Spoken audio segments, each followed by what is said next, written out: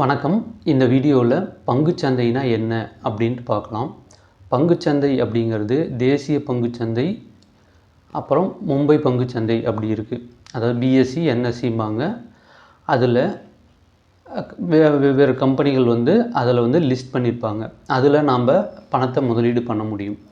ஏன் நம்ம பணத்தை கம்பெனியில் நம்ம முதலீடு பண்ணணும் அப்படின்னா, ஃபஸ்ட்டு கம்பெனிகள் ஆரம்ப காலகட்டத்தில் கம்பெனிகள் இதெல்லாம் எதுவும் அதிகம் இருந்திருக்காது. அப்போ முதலீடு அப்படின்னா, முதலீட்டு வாய்ப்பு அப்படின்னா போஸ்ட் ஆஃபீஸில், பேங்க்கில், அப்புறம் தங்கம் வாங்கி வைக்கிறது, நிலம் வாங்கி வைக்கிறது, இதுதான் முதலீடு. ஆரம்ப காலகட்டத்தில் இருந்த முதலீடு. அந்த டைமில் அதிலெல்லாம் இன்வெஸ்ட்மெண்ட் பண்ணுவீங்க. ஆரம்ப காலகட்டத்தில் நல்ல லாபம் சம்பாரிச்சிருப்பாங்க. முதலீடு பெரியவங்க பண்ணி வச்சுருந்தாங்கன்னா அவங்களோட பிள்ளைகள் எல்லாமே இந்நேரம் கோடீஸ்வரர்களாக இருந்திருப்பாங்க. இப்போது அதே மாதிரி தான் இப்போது இருக்கிற சுச்சுவேஷனும். இதில் இன்வெஸ்ட்மெண்ட் வாய்ப்பு அப்படின்னா, இது பங்குச்சந்தையில் ஷேர்ஸை வாங்கி வைக்கிறது.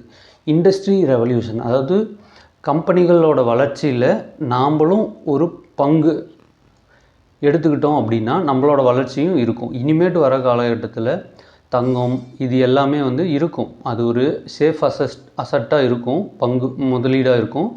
அதே சமயத்தில் கொஞ்சம் ரிஸ்க் எடுத்து நம்ம கம்பெனியில் முதலீடு பண்ணும்போது, ஏன்னா பொருளாதார வளர்ச்சி தொழில் வளர்ச்சியை பேஸ் பண்ணி தான் இனிமேட்டு இருக்க போகுது. அப்போ அந்த தொழிலில் போய் நம்ம ஒரு தொழில் ஆரம்பித்து அதில் வின் பண்ணி வர்றது ஓகே, நடக்கக்கூடிய விஷயம். அது இருந்தாலும் அதில் பல ரிஸ்க்குகள் இருக்குது.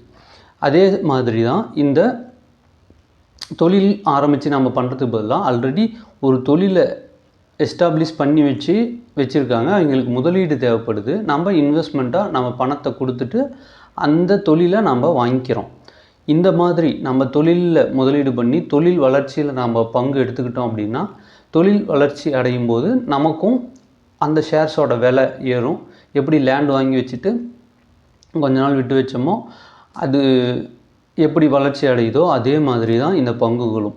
ஆனால் இதில் என்ன பங்குச்சந்தையில் எல்லாரும் பார்த்து பயப்படுறதுக்கான காரணம் என்னென்னா, அந்த பங்கு விலையை மேலே கீழே போகிறத பார்த்துக்கிட்டே இருப்பாங்க. அது பார்க்கும்போது என்ன ஆகுனா, ஐயோ இறங்கிடுச்சா, ஐயோ ஏறிடுச்சு விற்றலாம், இறங்கிடுச்சு லாஸை, இதுக்கு மேலே நஷ்டம் போகக்கூடாது விற்றலாம் அப்படின்ட்டு இருக்கிறதுனால தான் பங்குச்சந்தையில் நஷ்டமடைகிறாங்க இண்டிவிஜுவல் ட்ரேடர்ஸ். இப்போது லாபம் பண்ணணும் அப்படின்னா என்ன பண்ணணும், அதுக்கான வழிமுறைகள் என்னென்னா, முதல் வழிமுறை சீக்கிரமாக நம்ம முதலீட்டை ஆரம்பிக்கணும். ரெண்டாவது, குறைஞ்ச வயசுலேயே ஆரம்பிக்கிறது, அதுதான் விஷயம். சரிங்களா? அடுத்தது, தேவையில்லாமல் அதிக பணத்தை, அத்தியாவசியத்துக்கு இருக்கிற பணத்தை கொண்டு போய் முதலீட்டில் போடக்கூடாது, பங்குச்சந்தையில் போடக்கூடாது.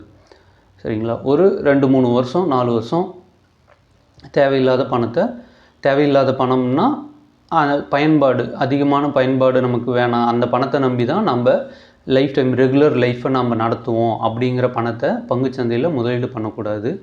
அதே மாதிரி எடுத்தோடனே எல்லா பணத்தையும் கொண்டு போய் ஒரே பங்கில் முதலீடு பண்ணக்கூடாது.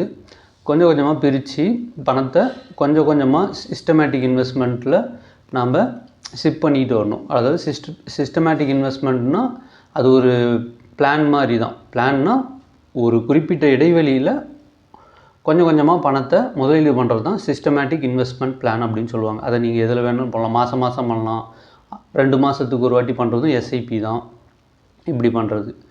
ஓகே, இதில் மியூச்சுவல் ஃபண்டில் பண்ணலாம். டைரெக்டாக ஸ்டாக்ஸை அதாவது பங்கை நீங்கள் வாங்கி வைக்கலாம், நேரடி பங்குகளை நீங்கள் வாங்கி வைக்கலாம். மியூச்சுவல் ஃபண்ட் மூலமாக நீங்கள் முதலீடு பண்ணுறீங்க அப்படின்னா அதுக்கு ஃபண்ட் மேனேஜர் இருப்பார், அவர்கிட்ட நம்ம பணத்தை கொடுத்துட்றோம், அந்த பணம் மூலமாக அதை பிரித்து போடுவாங்க. இது எல்லாமே நடக்கும். அடுத்தது என்ன பண்ணணும் அப்படின்னா, உபரி பணத்தை நம்ம உருவாக்குறதுக்கான வழிமுறைகள் பார்க்கணும். நம்மளோட இன்கம் சோர்ஸை அதிகம் பண்ணிக்கணும். இப்போ பல்காக ஒரு அமௌண்ட் இருக்குது, அதை ஒரு பாண்டில் இன்வெஸ்ட்மெண்ட் பண்ணலாம். அதில் இருக்க வட்டி பணத்தை நம்ம எடுத்து முதலீடு பண்ணலாம். இப்போ அந்த மாதிரி டைமில் நமக்கு மார்க்கெட் இறங்குனாலும் நமக்கு ஒரு பயம் இருக்காது. ஒரு இருக்கிற அத்தனை பணத்தையும் நம்ம கொண்டு போய் முதலீடு பண்ணிட்டோம், ஒரே ஸ்டாக்ஸ்லேயோ ஒரே விஷயத்தில் நம்ம முதலீடு பண்ணிட்டோம்னா அது இறங்கும்போது லாஸஸ் பெருசாக இருக்கும், அந்த பயம் இருக்கும். நீங்கள் லாஸெல்லாம் தவிர்க்கணும், நல்ல லாபம் பார்க்கணும் அப்படின்னா கொஞ்சம் கொஞ்சமாக முதலீடு பண்ணணும், பிரித்து இன்வெஸ்ட்மெண்ட் பண்ணணும், நீண்ட காலத்துக்கு முதலீடு பண்ணணும். உபரி பணத்தை முதலீடு பண்ணணும். அதே மாதிரி மற்றவர்களை நம்பி நீங்கள் செய்யக்கூடாது. உங்களுக்குன்னு ஒரு டிமேட் அக்கௌண்ட் ஓப்பன் பண்ணிவிட்டு அதை நீங்களே ஹேண்டில் பண்ணி நீங்களே எந்த ஸ்டாக்கை வாங்கணும் விற்கணும் அப்படிங்கிறத நீங்கள் வந்து தெரிஞ்சுக்கணும். நாலேஜ் நீங்கள் கேட்டு தெரிஞ்சுக்கலாம். யாருக்கிட்ட என்ன பண்ணலாம், ஏது பண்ணலாம், எப்படி ஃபண்டமெண்டல் என்ன, டெக்னிக்கல் அனாலிசிஸ் என்ன, இதெல்லாம் தெரிஞ்சுக்கலாம். ஆனால் முதலீட்டு முடிவுகள் எடுக்கிறது நீங்கள் எடுக்கிறதா இருக்கணும். அடுத்தவர்களை நம்பி நீங்கள் டிமேட் அக்கௌண்ட் கொடுக்குறதோ இல்லை பணத்தை கொடுக்குறதோ, நான் பணத்தை கொடுத்துருவேன், நீங்கள் எனக்காக ட்ரேட் பண்ணி கொடுங்க, இந்த பக்கமே போகக்கூடாது. இந்த மாதிரியெல்லாம் பண்ணாமல் இருந்தாலே நம்ம வந்து நல்ல லாபம் பார்க்க முடியும். கரெக்டாக ஒரு அமௌண்ட் நமக்கு எவ்வளோ உபரி பணம் இருக்குது, அது நீங்கள் 1000 ரூபாய் இருக்கலாம், லேக்ஸில் சம்பாதிக்கிறவங்களுக்கு அது ஒரு 5000 10,000 இருக்கலாம்.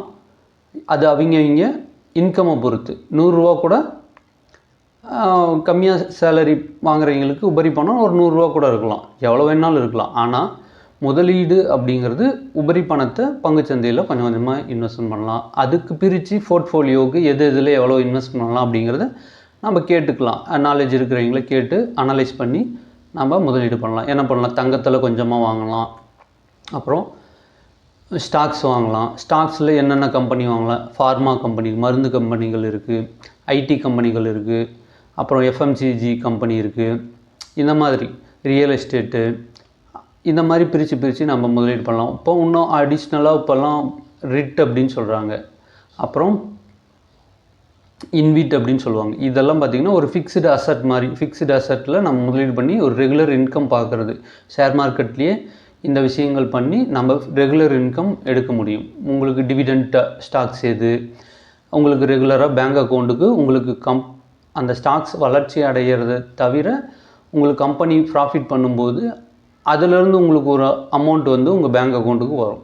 அதுதான் டிவிடெண்ட் அப்படின்னு சொல்லுவாங்க. அதெல்லாம் கொடுக்குற ஸ்டாக்ஸ் என்னென்ன, இதெல்லாம் பார்த்து நம்ம அனலைஸ் பண்ணி நம்ம பை பண்ணிக்கிட்டோம்னா போதும்.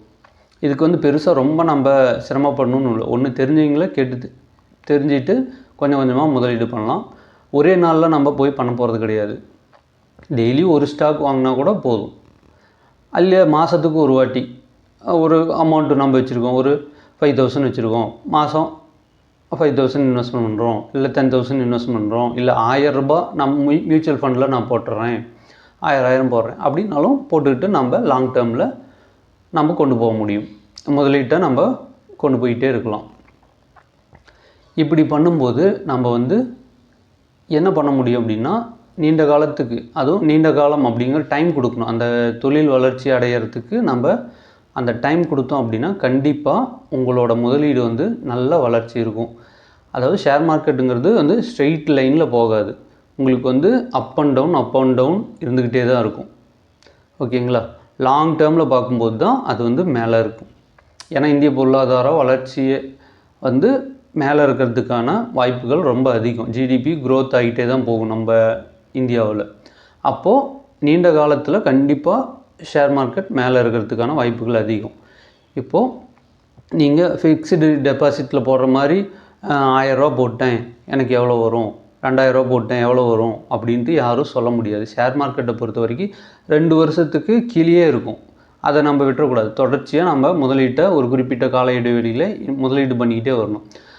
அது வந்து என்ன ஆகும்னா, ஒரு 3வது வருஷம் டக்குன்னு அது 2 வருஷம் விட்டதை 3வது வருஷம் ஏறிடும், இல்லை 4 வருஷம் கூட அப்படியே இருக்கும்.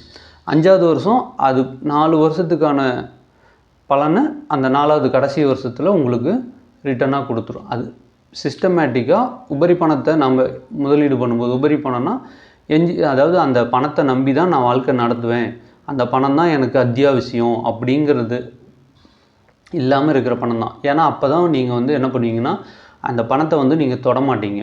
உங்களுக்கு எமர்ஜென்சி ஃபண்டுக்கு அது தனியாக நீங்கள் எடுத்து வச்சுக்கணும், என்டர்டெயின்மெண்ட் பண்ணுறதுக்கு எடுத்து வச்சுக்கோங்க, மெடிக்கல் செலவுக்கு நீங்கள் எடுத்து வச்சுக்கோங்க.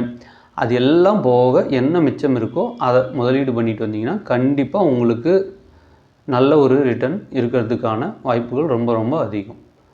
தேங்க்யூ. மேலும் உங்களுக்கு டிமேட் அக்கௌண்ட் வேணும் அப்படின்னாலும் சரி, ஏதாச்சும் சந்தேகங்கள் இருந்தாலும் என்னை தொடர்பு கொள்ளுங்கள். ஃப்ரீ டிமேட் அக்கௌண்ட் ஓப்பனிங்க்கு கீழே இருக்க கான்டாக்ட்டுக்கு கால் பண்ணுங்கள், இல்லைன்னா மெசேஜ் பண்ணுங்கள், நான் உங்களை கான்டாக்ட் பண்ணுறேன். தேங்க்யூ.